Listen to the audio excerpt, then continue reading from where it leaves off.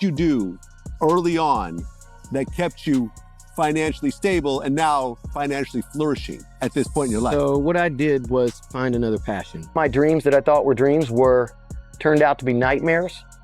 And I figured out the biggest value and purpose in life is that it has nothing to do with money or buying all these things. I was young, manipulated, and I was a puppet. Let's talk about something the hip-hop world rarely says out loud, but it's been bubbling under the surface for years. We all know heavyweights like Jay-Z and Diddy. These two are undeniable icons, commanding wealth, fame, and influence. But beyond the luxury, the flashy jewelry, and the champagne celebrations lies a much darker narrative that's beginning to surface. And surprisingly, it's Vanilla Ice who's coming forward with bold claims. Yes, that Vanilla Ice, the one who's seen both the high points and the tough crashes of this unpredictable industry, is now speaking out, leveling serious allegations. According to him, Jay-Z and Diddy didn't just rise to the top through pure talent and determination. He suggests they also exploited up-and-coming artists, discarding them once their usefulness ran out. This goes beyond questionable contracts or business missteps. What he's describing involves actual lives being manipulated and broken. What happens is, in order for that artist to be in position to even mislead the people, they have to be worthy. This is hazing. This is the hazing aspect of it. In order to climb the ladder in the music industry, you have to be hazed. And when you're getting hazed, you're getting in your You think you say like basically this homosexual ritual. Vanilla Ice alleges there's a system behind the scenes, one that consumes new talent and discards them once they've served their role. It's time to unpack exactly what he's pointing to, explore the background of these claims, and ask the uncomfortable questions most avoid. This is a conversation about power, truth, and the steep cost of fame in the rap industry.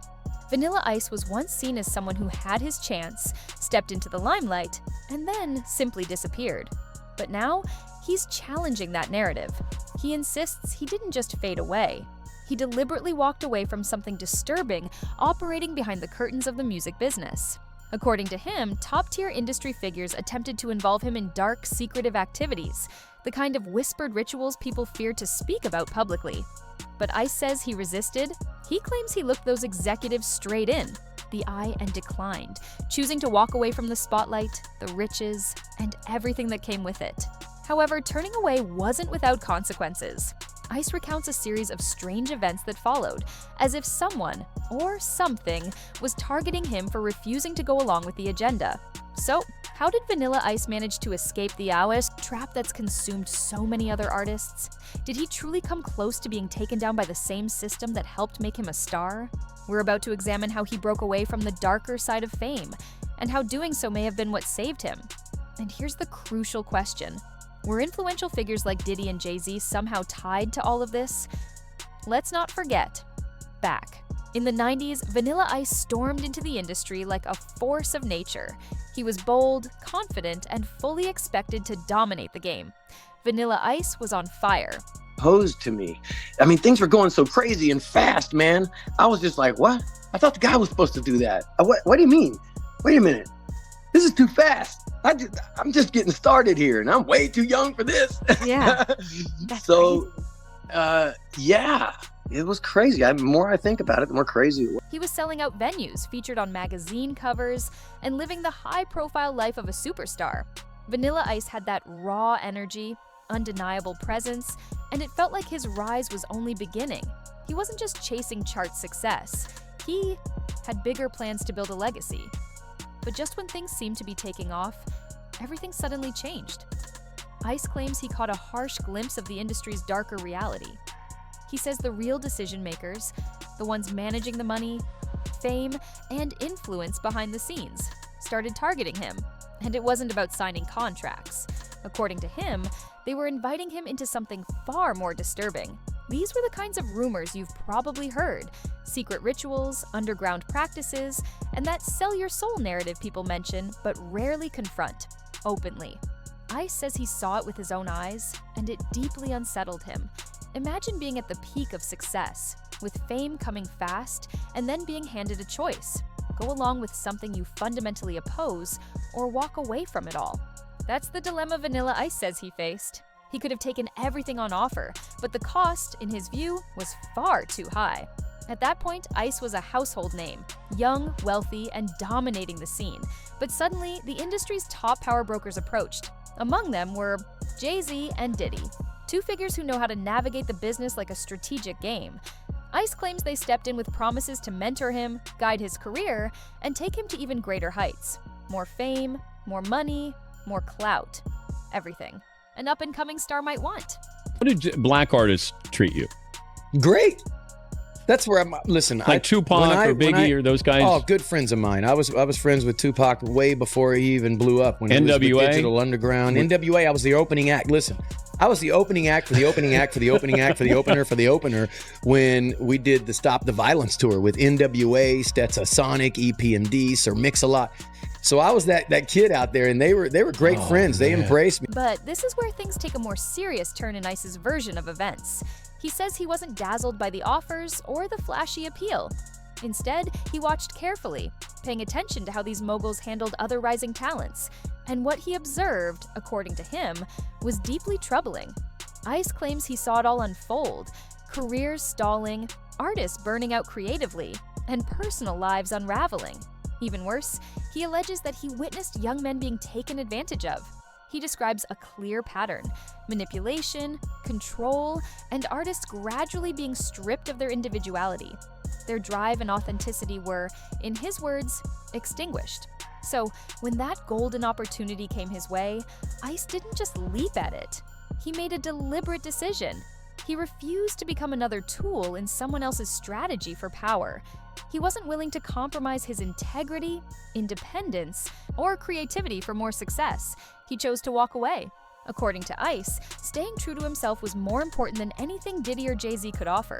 Even though it meant risking everything he had built, he believed it was the only path forward, and his decision resonated with fans. One supporter commented, "Walked away from the industry with his man card intact, respect and congrats." But there's another layer. Jay-Z and Puff weren't the first to approach him. They weren't the origin of the downfall. It started earlier, with the massive success of Ice Ice Baby. That single didn't just make Vanilla Ice a star, it put him squarely on the radar of the industry's most powerful figures. That's when, he says, things began to shift in a troubling direction. One name that repeatedly surfaced was Charles Koppelman, a top-level executive with strong connections to Clive Davis, who happened to be a longtime mentor to Diddy. According to whispers in the industry, these major players didn't just view Ice as a rising talent, they saw a chance to mold and control him for their own benefit. Then the rumors intensified, suggestions that Ice was being slowly steered toward those same secretive rituals and covert industry practices later tied to Diddy and other high-profile names. Vanilla Ice wasn't naive. He recognized the system for what it truly was. He saw the trap coming before it closed around him, and just before they could fully pull him in and take control, he made a decisive move. He stepped back. He withdrew, disappeared from the public eye, and distanced himself from the industry entirely. Instantly, fans began to view him in a new light. One supporter even said, "I remember back in the day, we thought Vanilla Ice wasn't cool, but now he's the only one who actually had the courage not to sell out to the darker side of the music industry. That takes guts and talent." But walking away wasn't simple, and it wasn't without consequences. Ice says the decision came with real fear. There were moments during his meteoric rise when he genuinely thought he might not make it out. Leaving behind the grip of powerful industry figures didn't come without a cost. According to him, it was like navigating a dangerous maze just to break free from what he describes as the darker side of music. Everything was moving at a relentless pace. One moment, he was a young artist from Texas chasing a dream. Next, he was a global sensation, caught in a whirlwind he never expected. The industry machine went into full force, taking over every part of his world. His image, his sound, even his daily life were no longer his own. The pressure was overwhelming. The involvement of top-tier industry leaders only made things more intense. Ice says the control became suffocating. He felt completely buried by it all. Even personal matters, like marriage, began to feel impossible. Something as meaningful as a relationship felt contaminated.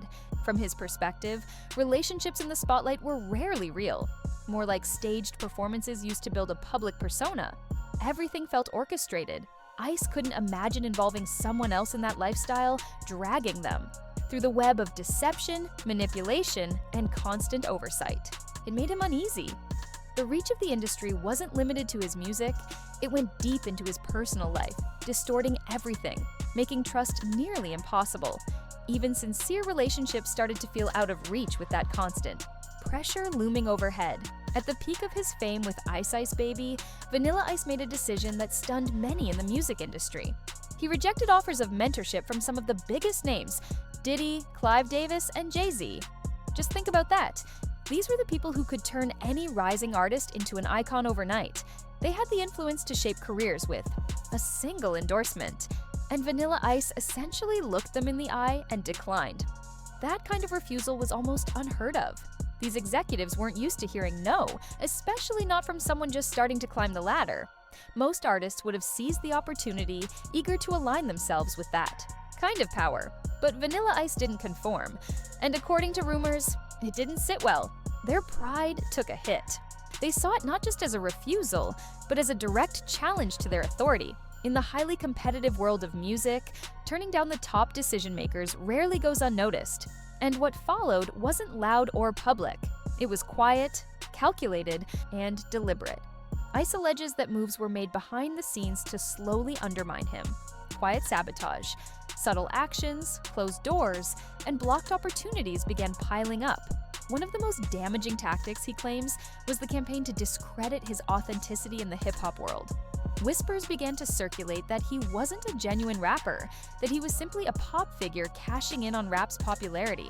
That narrative started to gain traction, making his journey even harder. Respect became difficult to earn, and every step forward seemed more uncertain than the last. Tupac and I are good friends. Yes. Good dude. Gave me some of my greatest advice because he saw me going through hell with all the hatred and all. Stood up for me and said straight up, Ice, you're dope. He goes, I want you to know you're one of the great ones. You're dope. You're going to leave your mark, your legacy. And this is before it happened. He knew it. This guy had a crystal ball. They worked hard to damage his reputation, making sure he couldn't build a lasting presence in hip-hop. It felt like they were dismantling his foundation bit by bit, preventing any chance of a comeback. The message was clear: you don't challenge the power structure and walk away without consequences. But Vanilla Ice wasn't one to back down. He didn't look for easy paths or expect favors, especially not from industry giants like Jay-Z or Diddy. He was focused on the grind, on proving his worth through effort. Long before the fame, Vanilla Ice was fully immersed in the 1980s dance scene. He was passionate about it. Movies like Breakin' and Beat Street had a huge influence on him.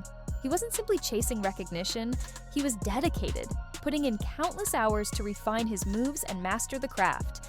In one interview, he recalled, I can't even count the number of nights I stayed up copying the moves from Beat, Street, dancing with the broom, using fishing line, doing the robot, then adding my own style. That was how he operated. Prove yourself or don't show up at all. He never waited for a big break.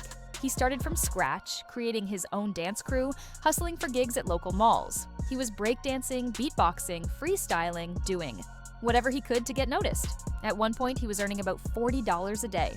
As he told GQ in 2013, I used to spin on my head at the mall and pull in $40 a day. That was more than my rich friends got for allowance. Vanilla Ice didn't come from wealth.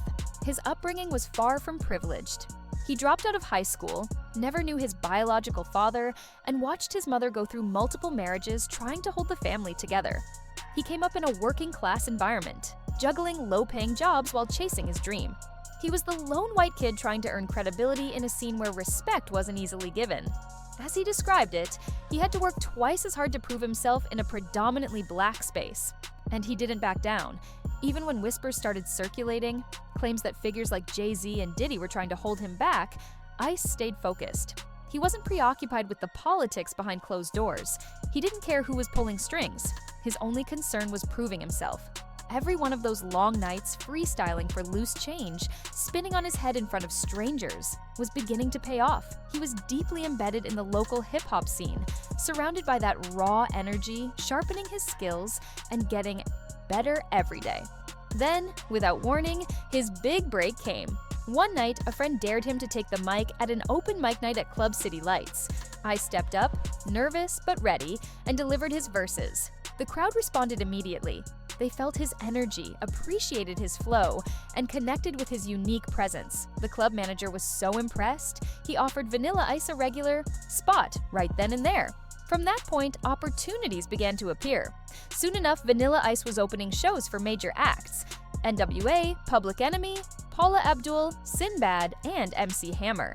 He was sharing the stage with legends, learning from them, and making a mark in the hip-hop world. At that stage, he wasn't just another artist. In Dallas, he had become a recognizable figure. He was winning motocross events, performing at chaotic parties, and establishing his reputation on Forest Lane in South Dallas. He wasn't just a rapper, he had become a symbol of grit and dedication. But then, things took a turn. His independent success began to rub some industry powerhouses the wrong way. Even after refusing mentorship offers from major names like Diddy, Clive Davis, and Jay-Z, Vanilla Ice remained relevant. He continued to thrive, making money and maintaining his status without their backing. And reportedly, that didn't sit well with them.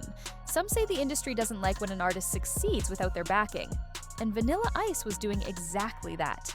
Then, seemingly out of nowhere, came a disturbing incident that changed everything. He was attacked and stabbed 5 times in a brutal assault that nearly took his life. He lost around 4 pints of blood and was rushed to the hospital, where he spent several days in critical condition, with doctors working around the clock to keep him alive. This is when the speculation began.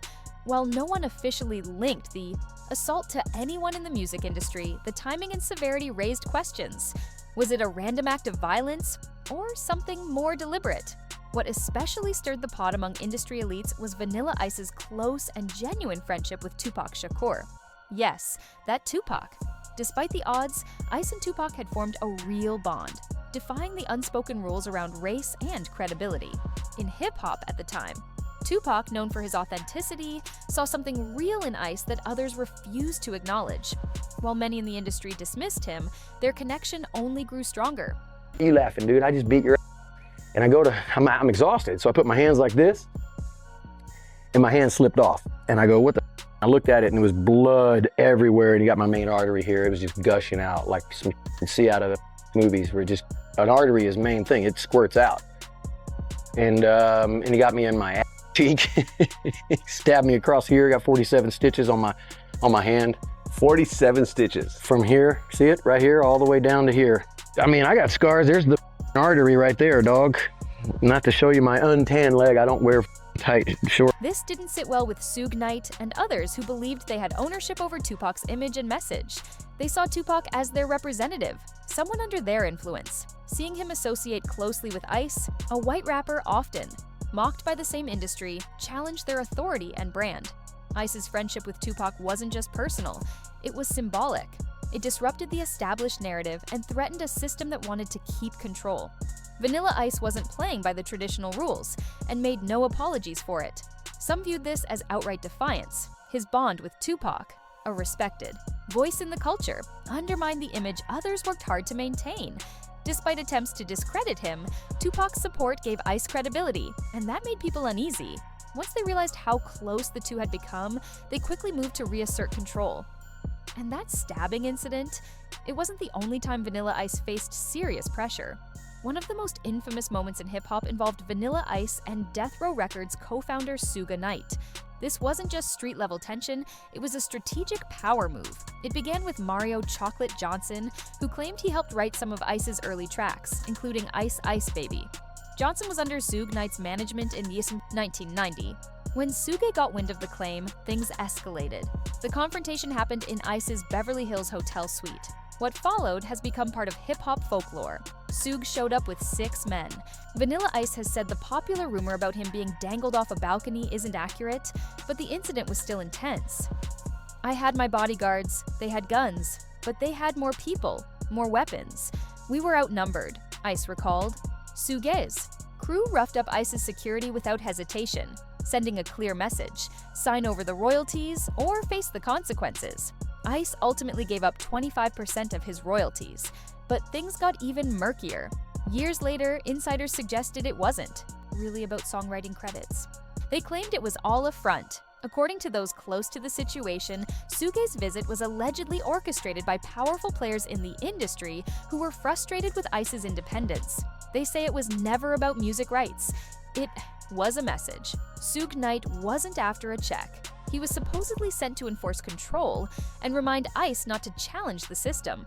Vanilla Ice had turned down offers from major industry executives, yet continued to thrive on his own. For some, that was unacceptable. These moguls were used to controlling the narrative and expected artists to follow their lead. ICE was breaking that mold, and they didn't like it. They weren't about to let it go unnoticed. The royalty dispute was just a cover story to make the situation look like standard business. In reality, it was about maintaining dominance. A warning aimed not only at ICE, but at any artist thinking of bypassing the gatekeepers. Even after ICE surrendered part of his royalties, the pressure didn't stop. The criticism kept coming. That's when it became obvious. This wasn't about money. It was about power. They wanted to crush his spirit, end his independence, and use him as a warning.